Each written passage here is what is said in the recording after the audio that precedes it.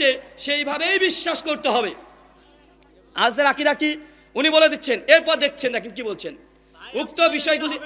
আরে ভাই আপনি আরে ভাই আমাদের আকীদা উনি শিখাবেন, আমাদের আকীদা আপনি শিখাবেন, আমাদের আকীদা আপনি শিখাবেন।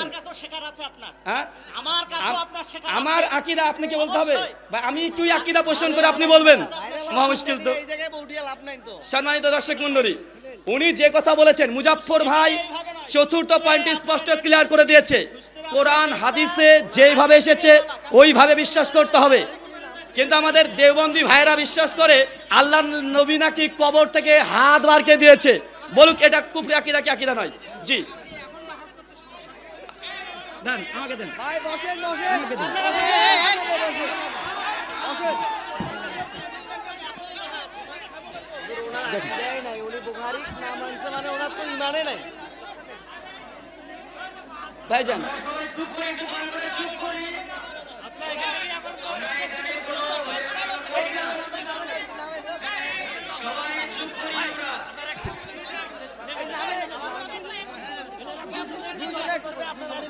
ঠিক আছে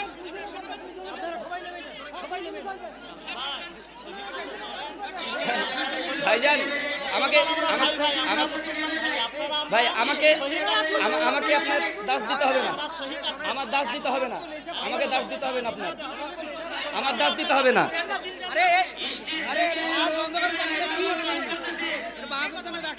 হুজুর এনার ফুল নিয়ত হচ্ছে আরে দেখে দিবে না হলে আমার বই দিয়ে দেখে দিবে, আমার বই দিয়ে দেখে দিবে।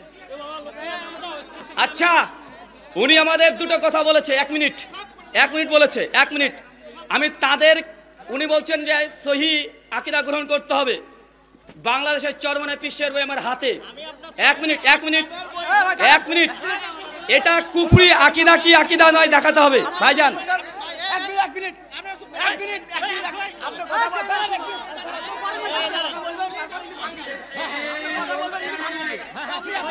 এক মিনিট স্টেপ ভাই, বসেন বসেন বসেন বসেন বসেন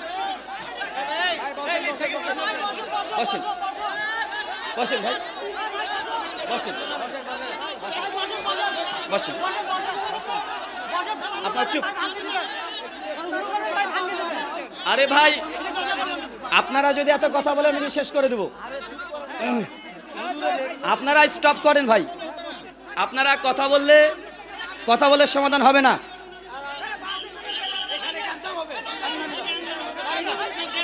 আচ্ছা ভাই ভাই দাঁড়ান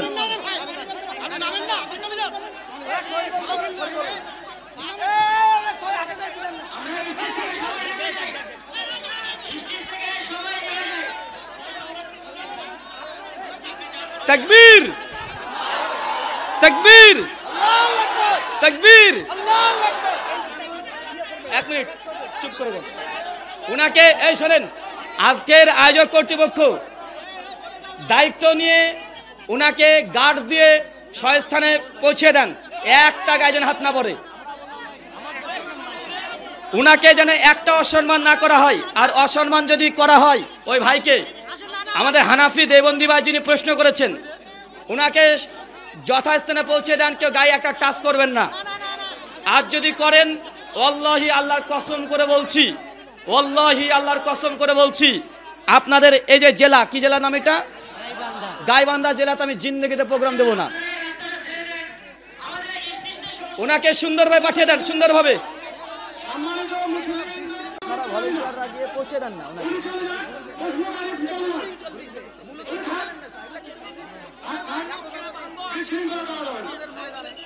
আচ্ছা বসে পারেন ভাই, বসে পারেন তো, বসে পারেন।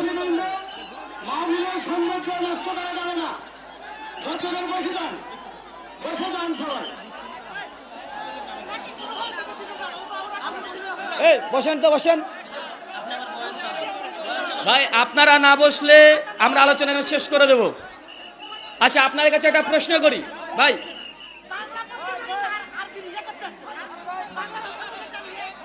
একটা প্রশ্ন করি ভাইজান, আমার গোটা আলোচনাতে একটা হানাফি আহলাস নিয়ে কোনো কথা বলেছি?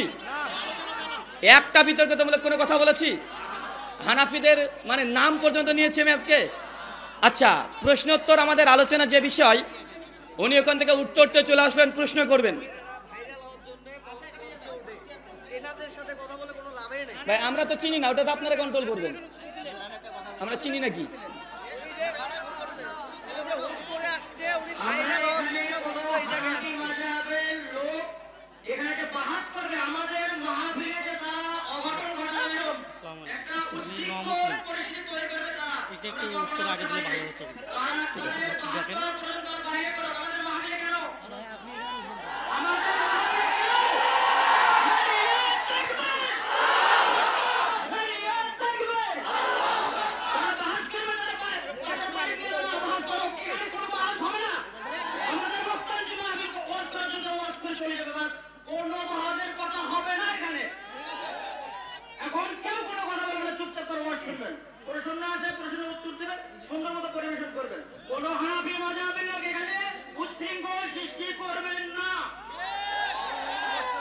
শুক্রিয়া। একদম স্টপ হয়ে যান, নীরব নীরব নীরব।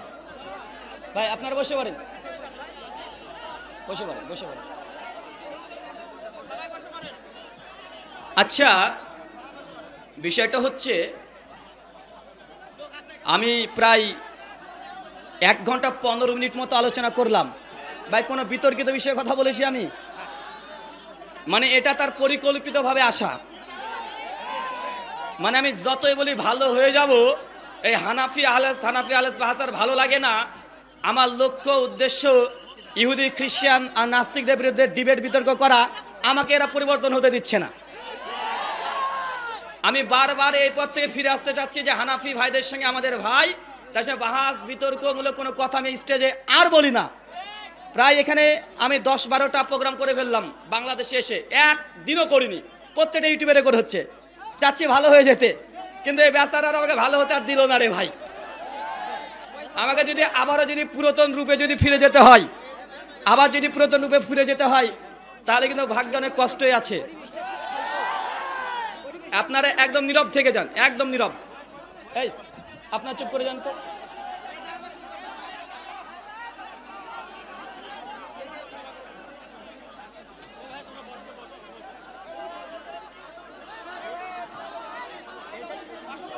একদম স্টপ।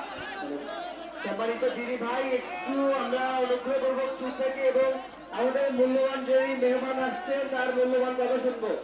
একটু অনুগ্রহ করবো চুপ থেকে। আপনাদের জন্য অনুরোধ করছি, আপনারা একটু চুপ থাকেন।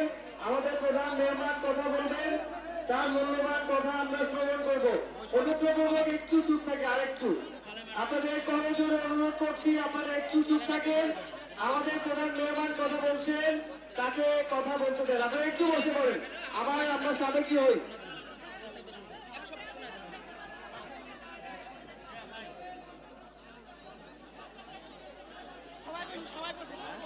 সবাই বসে পড়ি প্লিজ, প্লিজ বসে পড়েন একটু, আর একটু বসে। কিছু ব্যক্তি আছে বিশৃঙ্খল করার জন্য মাহফিলে আসে। আমরা অনুগ্রহপূর্বক আপনাদের কাছে ক্ষমা চেয়ে নিচ্ছি। আমার মাইক্রোফোনটা ট্রান্সফার করছিলাম আমরা না জেনে। আমরা একটু বিশেষভাবে অনুরোধ করছি, আপনারা বসে পড়ুন। আচ্ছা, চুপ হয়ে গেছে ভাইজান, শুকরিয়া। চুপ করেন। শাইখুল ইসলাম ইমাম ইবনু তাইমিয়া রাহিমাহুল্লাহ আল মুতাফা 728 হিজরি, তিনি বলেছিলেন সেই সময়তে ফেরকা জাহামিয়াদেরকে লক্ষ্য করে যে একজন ব্যক্তি যে মুনাজির বা বিতর্ক ডিবেট এগুলো করে, তার্কিক ব্যক্তি, এই ব্যক্তিকে সবসময় প্রস্তুতি নিয়ে রাখতে হয়। আমার কাছে বইপত্র সবসময় গাড়িতে এখনো 3 ব্যাগ এরকম বই পড়ে আছে, আমি নিয়ে আসিনি। কারণ আমি জানি কখনো কখনো এরকম কিছু মানুষ আছে শান্ত একটা পরিবেশকে নষ্ট করে দেওয়ার জন্য। এত সুন্দরভাবে আলোচনা করলাম আমরা, এতে হানাফিদের উপকার, আহলের উপকার, কোনো বিতর্কিত একটা বাক্য বলিনি। আমার গোটা আলোচনাতে একটা চুল পরিমাণে ভুল ধরতে পারেওনি, ধরেওনি। মুজফ্ফর ভাই কি লিখেছে, ডক্টর গালিব স্যার কি বলেছে, ভাব নিয়ে এসে মাইক নিয়ে চলে আসছে। কথা বুঝতে পারলেন না ভাইজান? সমাজদের গেলে ইশারায় কাফি। ভাইরাল রোগ, ভাইরাল দুজন, এক হচ্ছে ওমর বিন খাত্তাব, আর একটা হচ্ছে আবু জাহেল। আল্লাহ নবী দুজনের জন্য দোয়া করেছেন, দুজনই গোটা বিশ্বের মানুষের কাছে ভাইরাল। একটা উমর বিন খাত্তাব ফারুকে আজম সাহাবী হিসাবে, আর আবু জাহেল একজন কাফের হিসাবে। তো উনি ভাইরাল হলেন কি হিসাবে দেখেন তো ভাইজান? না না না, উনি ভাইরাল হয়েছেন সুনাম নিয়ে নাই, বদনাম নিয়ে। বদনাম নিয়ে নয় ভাইজান। আচ্ছা, ওরকম যদি বই খুলে দেখাতে যাই, একটা বই পড়ি, গোটা বাংলাদেশের হাঁকখানি পীর, নাম হচ্ছে চরমনাই পীর সাহেব। কি নাম বললাম? চরমনাই পীর সাহেব। তার বই দেখেন কি লিখছে। একটা ঘটনা আছে। ঘটনা বলছেন যে আল্লাহর ওলি শামসুদ তাবরেজি রহিমাহুল্লাহ একটা ঘটনা। তিনি রাস্তাতে যাচ্ছেন, দেখছেন একটা বুড়ি মেয়ে কাদাকাদি করছে। কাদাকাদি যখন করছে, তখন পীর সাহেব বলছে, মা কাঁদো কেন? বলছে, দেখেন আমার স্বামী ছিল, স্বামীকে আল্লাহ অনেক আগে নিয়ে নিয়েছে। আমার ছেলে ছিল, সেটাও নিয়ে নিয়েছে। আমার একটা নাতি ছিল ছোট্ট, ওই নাতি ছিল, আল্লাহ কিছুদিন আগে আমাকে নিয়ে নিয়েছে। আমার ছেলেকে, আমার নাতিকেও নিয়ে নিয়েছে। এরপরে ঘটনা দেখেন কি বলছি, কোনো কাটছাট নয়, একদম A to Z পড়লে গোটায় পড়ে দিতে পারবো। কি বলছে দেখেন, এটা কিন্তু হাক্কানি বীর। কি বীর? ওলেমাই দেওবানদের বাংলাদেশের চরমনাই পীরের সঙ্গে আমার রেজাল করিম আবরার কিউবার সঙ্গে আতার বেশ ভালোই আছে না নাই? কথা বলেন। এক থালে বসে খায়, কেউ কাউকে কোনো কুফরি ফতোয়া দেয় নাই, দ্বিমত কিছুই নাই এই বইয়ের বিরুদ্ধে।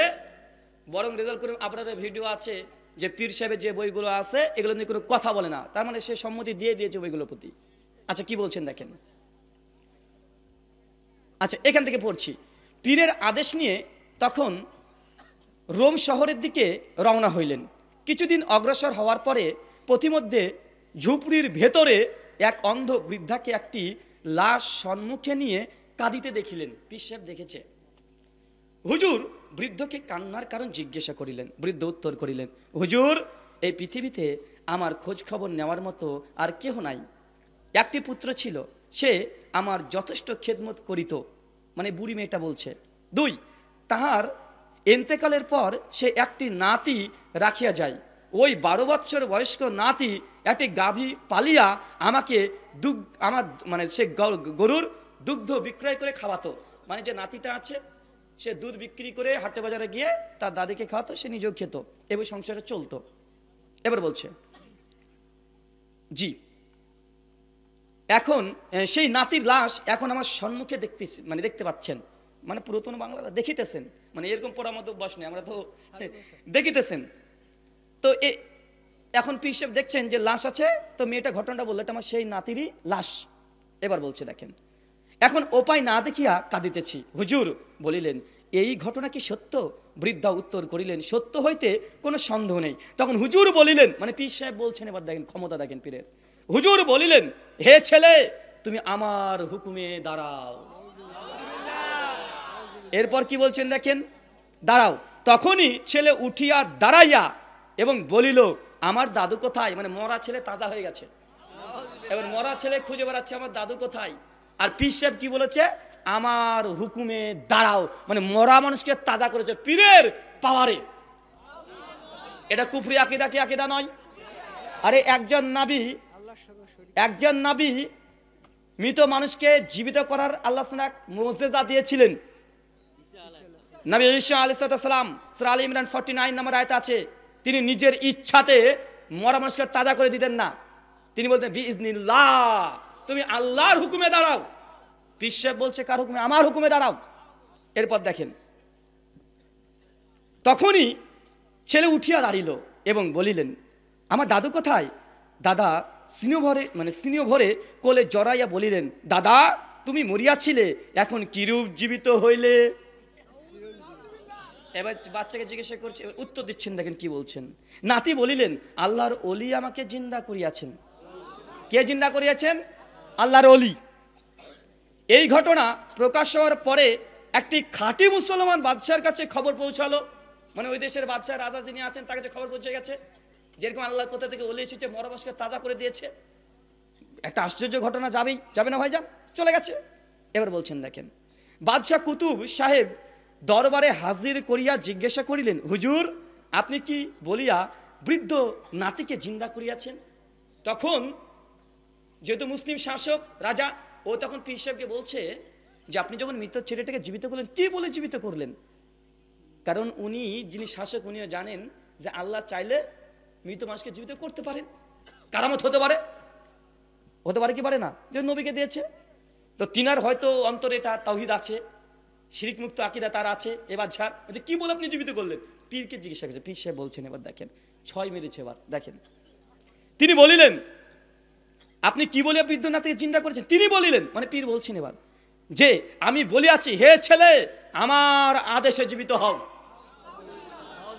বাদশার সামনে গিয়েও বলছে, আমি বলেছি আমার হুকুমে দাঁড়াও, আল্লাহর হুকুমে না। এরপর দেখেন এবার নাঙ্গা করে বলে দিচ্ছে। দেখেন বাদশা বলিলেন, আফসোস। বাদশা বলছে, আফসোস, যদি আল্লাহর আদেশে জিন্দা হইতে বলিতেন।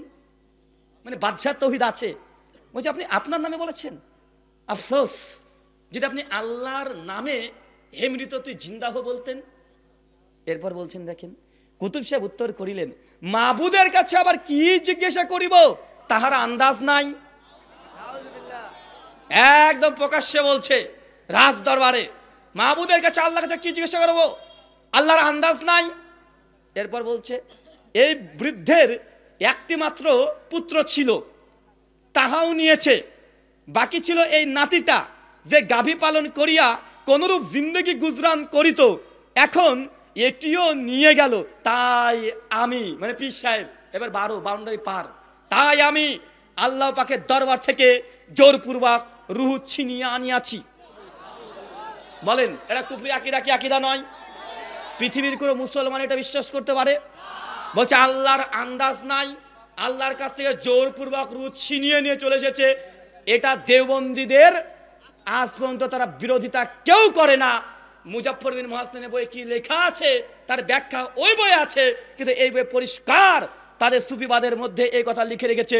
তারা বই ছাপাচ্ছে, মাসে বিক্রি করছে, আল্লাহর নাকি আন্দাজ নাই, জোর করে আল্লাহর দরবার থেকে রুহ নিয়ে চলে এসেছে। এত বড় কারামত, মরা মানুষকে তাজা করেছে নিজের হুকুমে। এরা মুসলমানের আকীদা না, এরা ডাহা খ্রিস্টানদের আকীদা।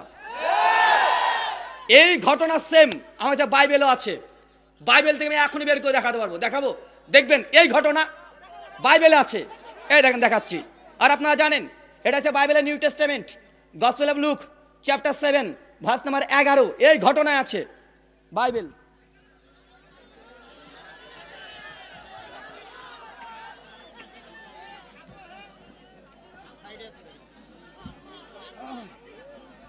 আচ্ছা বাইবেলটা বের করেন।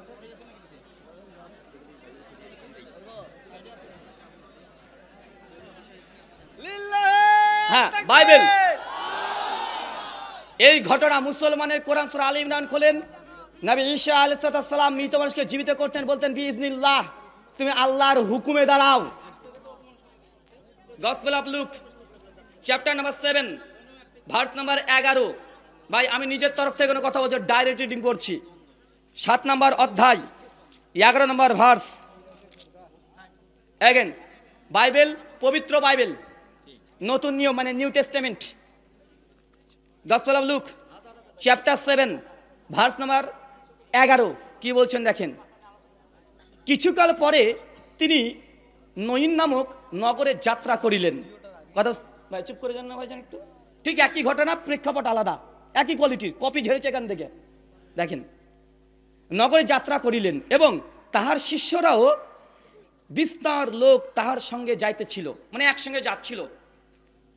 যখন তিনি নগরের দ্বারের নিকটবর্তী হইলেন, দেখতেন একটি লোক মরা মানুষকে বহন করিয়া বাহিরে লইয়া যাইতেছে। সে আপন মাতার একমাত্র পুত্র। বুঝতে পারছেন ঘটনা? দেখেন সিমিলার কিভাবে আসছে। এবং সেই মাতা বিধবা, আর ছেলে নগরের অনেক লোক তাহার সঙ্গে ছিল। তাহা দেখিয়া প্রভু, মানে খ্রিস্টানরা প্রভু বলে, বুঝতে পারছেন না ভাইজান? হিন্দুরা দেখবেন ইসকন যারা আছে তাদের ঠাকুর পণ্ডিতকে কি বলে? প্রভু বলে না, প্রভুপাদ। আমার কাছে গীতাও আছে, ভাগবত গীতা থেকে দেখিয়ে দিতে পারবো। প্রভু তাহার প্রতি করুণা বিশিষ্ট হইয়া এবং তাহাকে কহিলেন কাঁদিও না। মানে তাকে হচ্ছে কাঁদিও না, তোর ছেলে মারা গেছে, তুমি কাঁদিও না, কাঁদিও না। এরপর বলছেন দেখেন, পরে নিকটে গিয়ে খাট স্পর্শ করিলেন, আর বাহকের দাঁড়াইয়া, মানে বাইরে দাঁড়িয়া তিনি কইলেন, হে যুবক, তোমাকে বলছি উঠো। এই দেখেন দেখেন এসে দেখেন বাইবেলে আছে, ওঠো, তাহাকে সেই মরা মানুষটি উঠিয়া বসিল। মরা মানুষ উঠে বসে পড়েছে এবার। আচ্ছা, মানে বাইবেল খুব ছোট ছোট করে লেখা, বসিল এবং কথা কহিতে লাগিল। পরে তিনি তাহাকে তাহার ভয়গ্রস্ত হইল এবং ঈশ্বরের গৌরব করিয়া বলিতে লাগলো, আমাদের মধ্যে একজন মহান ভাববাদী উদয় হয়েছেন, আর ঈশ্বর আপন প্রজাদের তত্ত্বাবধান করিয়াছেন। পরিষ্কার এই ঘটনার যে কনটেক্সট, মূল কনটেক্সটটা নিয়ে পিসে গোটাটা মেরে দিয়েছে, স্টোরি চেঞ্জ করে দিয়েছে। এটা খ্রিস্টানদের ভাষা অনুযায়ী আছে, ওরা ইসলামিক ভাষা ব্যবহার করে দিয়েছে। কথা বুঝতে পারলেন না ভাইজান? আমি বলেছি না ভাইজান, আমি হিন্দু ধর্ম, খ্রিস্ট ধর্ম, ইহুদি ধর্ম এবং বুদ্ধিস্ট এবং ইসলামিক থিওলজি এগুলো নিয়ে পড়াশোনা করি। তাই কোন ঘটনা কোথা থেকে কে ঝেড়ে দিয়েছে এটা আমার কাছে খুব বেশি কষ্ট লাগবে না বের করতে। আর আমি বারবার বলি যে ভাইজান আমাকে ভালো হতে দেন আপনারা। আমি চাই না হানাফিদের সঙ্গে বিতর্ক করতে। আমার জীবনের সূচনা হয়েছিল হিন্দুদের সঙ্গে বিতর্ক করে। 2015 সালের 13ই ডিসেম্বর হিন্দু পণ্ডিতের সঙ্গে ডিবেট করার পরে আমার এই বহিঃপ্রকাশ হয়েছিল। কেন?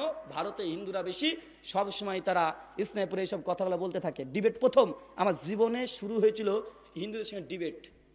3 বছর শুধু হিন্দু ধর্ম, খ্রিস্টান ধর্ম, নাস্তিক ধর্ম এরপরে কাজ করেছি। 2017-তে এসে যখন দেখলাম বারবার এই আহলে সানাফি আব্দুর রাজ্জাক বিন ইউসুফ স্টেজে বক্তৃতা দিতে যায়, লুৎফর রহমান ফরাজি চলে আসে, স্টেজ দখল করে নাই, আমানুল্লাহ মাদানী স্টেজ দখল করে নাই, বারবার দেখছি যে এরকম ফিতনা শুরু করে দিয়েছে। তখন দেখছি যে আমাদের আলেমরা জানি তারা এইসব ফিতনার মধ্যে যাবে না, এই বাহাস মজা তারা করবে না। তখন বাধ্য হয়ে আমাকে ফিল্ডে নামতে হয়েছে, বাধ্য করেছে আমাকে। আমি চাই না যে হানাফি ভাইদের সঙ্গে এইসব ডিবেট বিতর্ক। আমি যেরকম ঘটনা বলতে লাগি না, যেরকম ঘটনা বলতে লাগি, মুখ দেখিয়ে এখানে যাওয়ার মতো ক্ষমতা নাই, এত বাজে বাজে ঘটনা আছে। এটা তো শুধুমাত্র এটা দেখালাম। এখনো যদি দেখাই এমন কিছু ঘটনা যে সে মুসলমান আছে না কাফের হয়ে গেছে, এই ফটো আপনি দিয়ে যেতে পারবেন না।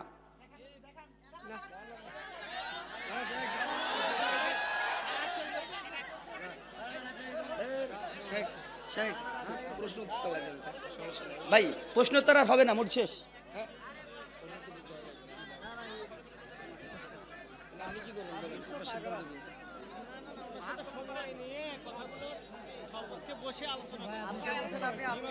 ভাই শুনেন, আমি ভাইজান আপনি আছেন, আমি বলি আপনি প্রশ্ন করেছেন, আপনাকে আমরা প্রশ্ন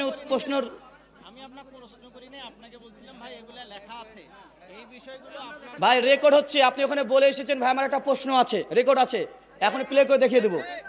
প্রশ্ন আছে বলে উঠেছেন। যদি এটা হয়ে থাকে তাহলে হয়তো বা কথা মিষ্টি, কিন্তু আমার মূল উদ্দেশ্য তো আপনি বলে দিলেন না কেন ভাইজান? বললেন না কেন যে হায়াতুল আম্বিয়া নিয়ে যে ডিবেট করতে চান? ভাই হায়াতুল আম্বিয়া ফিল কুবুর নিয়ে একটু বলতে দেন ভাই, মেহেরবানি করছি আপনার কাছে।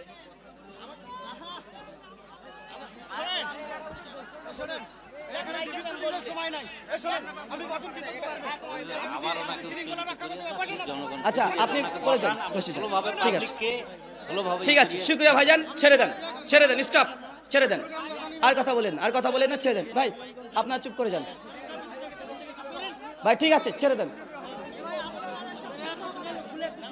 ভাইজান। শোনেন, অনেক হয়ে গেছে। আর আমি একটা কথা বারবার বলি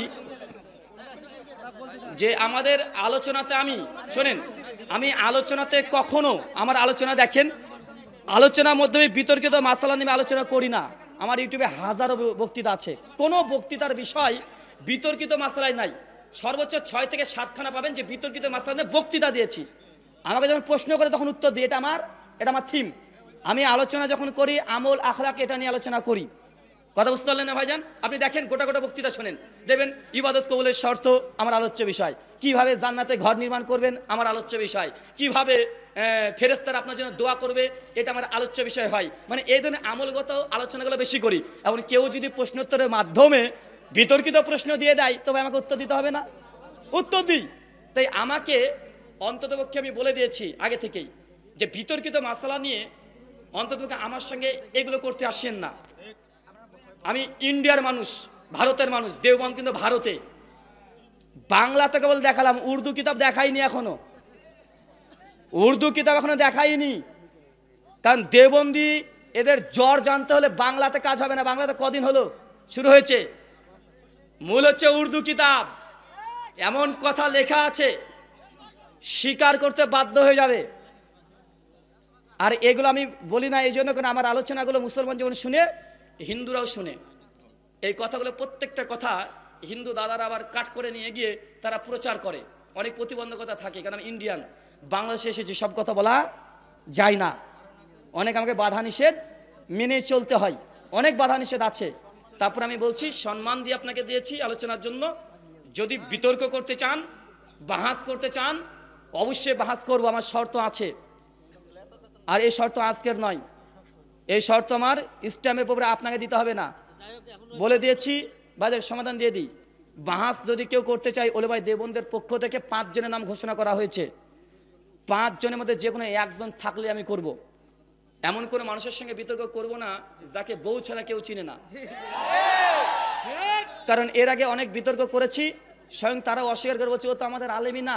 এই রাহুল ও নিজেই কোনো আহলে হাদিসকে সাজিয়ে এই ঘটনা ঘটিয়েছে, তারা অভিযোগ করেছে। তাই আমার এটা 3 বছর আগে আমার ইউটিউবের অ্যাবাউটে লিখে দিয়েছি, একদম স্পষ্ট। কারণ আমাকে কত হিন্দু ছোট ছোট পণ্ডিতরা চ্যালেঞ্জ করে যে ব্রাদার রাহুলের সঙ্গে বসবো না, কেউ চিনে না বা আমি যাই না। ছোট ছোট নাস্তিকরা চ্যালেঞ্জ করে, আমি গ্রহণ করি না। শর্ত আছে, কমপক্ষে তার কথা আলোচনা, কমপক্ষে মানুষটাকে বাঙালিরা চেনে এরকম মানুষ হতে হবে। কারণ আপনি কথা বলবেন, আলোচনা করলাম, আলোচনায় ভালো মন্দ যাই হোক কিছু একটা তো হবে নাকি, কিছু একটা হবে। এখন কিছু একটা হওয়ার পরে যদি বলে ও তো আমাদের আলেমই না, ওকে কে চেনে, ওকে কেউ চেনে না, এমনি ও সাজিয়েছে, আহলে হাদিসের এটা শয়তানি করে সাজিয়ে বসে রেখেছিল,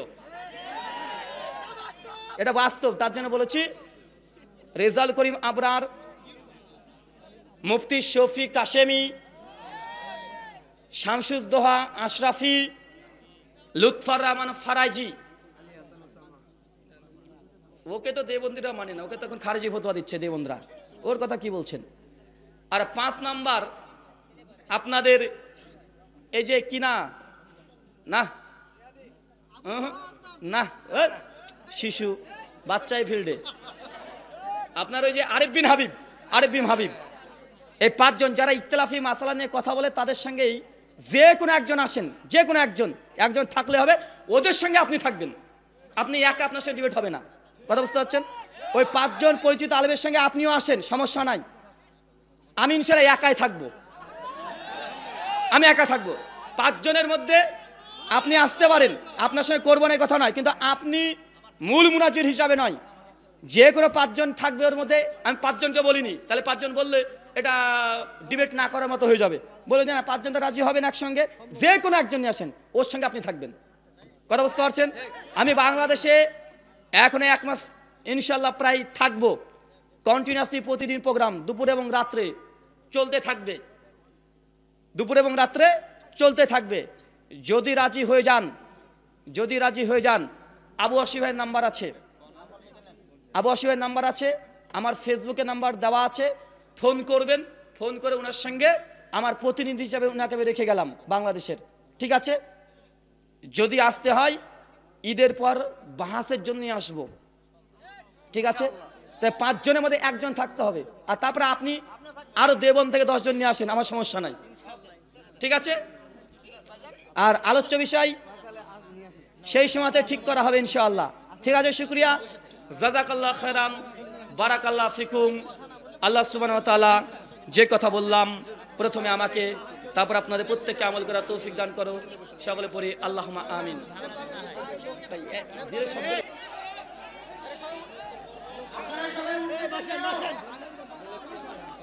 ফরজ সালাতের পর মানুষ মাটি দেওয়ার পর 2 হাত তুলে মুনাজাত করা যাবে কি? এই শোনেন না, আরে উত্তর দেবো কি দেবো না? ফরজ নামাজের পর সম্মিলিত মুনাজাত করা যাবে কি যাবে না? মূল কথা হচ্ছে ফরজ নামাজের পরে হাত তুলে সম্মিলিত মুনাজাত করতে হবে, এই মর্মে সহি কোনো রিওয়ায়াত পাওয়া যায় না। যা পাওয়া যায়, যে কটা পাওয়া যায় সবগুলো একদম জয়ীফুজ জিদ্দান, একটা হচ্ছে সহি না। এই কথা যদি জবাব দিতে হয় তাহলে একটা জবাব দিয়ে যাই, ভাই রেজাল করিম আবরার আমার কিউট বলে একটা বই আছে, আপনি কিভাবে নামাজ পড়বেন, কি বললাম দাঁড়ান, এই বইটা হচ্ছে আমার কিউট বইয়ের, রেজাল করিম আবরারের বইয়ের নাম আপনি কিভাবে নামাজ পড়বেন, কথা বুঝতে পারছেন? এই বই আমার কিউট বই ফরজ নামাজের পরে মুনাজাতের ব্যাপারে কি ফতোয়া দিয়েছে একটু দেখে নেন, আমি পড়বো শুধু। 159 নম্বর পৃষ্ঠা, কত পৃষ্ঠা? 159 নম্বর পৃষ্ঠা।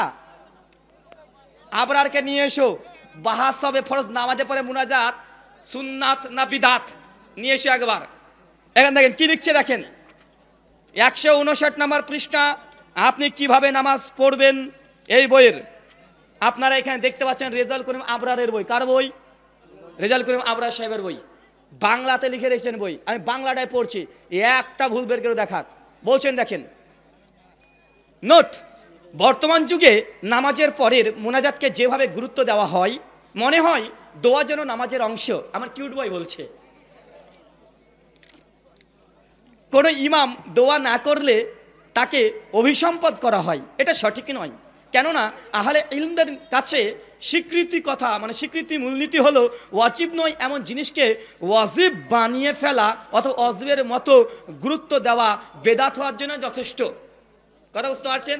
এবার সমাধান দিচ্ছে দেখেন, অর্থাৎ অনেক শহরে ফরজ নামাজের পর হাত তুলে দোয়া করার প্রচলন হয়ে গেছে, রাসূলের যুগে এটা প্রমাণিত নয়। আমার কিউট বয় বলছে, ওর লেখা বই, আপনি কিভাবে নামাজ পড়বেন 159 নম্বর পৃষ্ঠা, বই ছাপিয়েছে দারুল উলুম লাইব্রেরি থেকে, ইসলামী টাওয়ার, আন্ডারগ্রাউন্ড 11-1 বাংলা বাজার, ঢাকা 1100 ঠিকানা।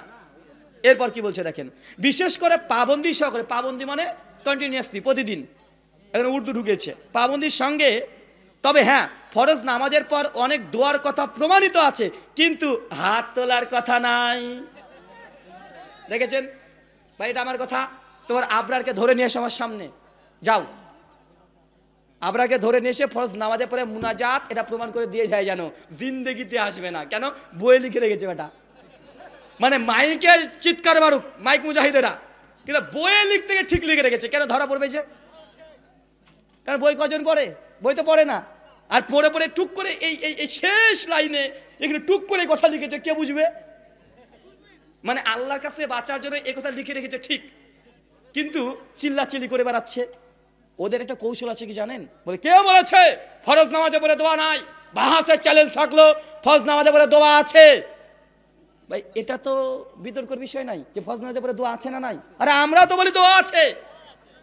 চ্যালেঞ্জ শুনবেন ভালো করে কি বলছে, ওদের কথার মধ্যে মারতাস থাকে, কথার মধ্যেই মারতাস থাকে। চ্যালেঞ্জ করুক, ফরজ নামাজের পর ইমামের সঙ্গে পেছনে মুক্তাদি আছে, ইমাম দোয়া পড়বে, মুক্তাদি জোরে জোরে আমিন বলবে, নামাজের শেষে হতে হবে। এই যে 5টা পদ্ধতি একসঙ্গে একবার বুকে দম থাকলে চ্যালেঞ্জ করে দেখা। কথা বুঝতে পারলেন ভাইজান? নাই, আর এ বিষয়ে চ্যালেঞ্জ করবে না।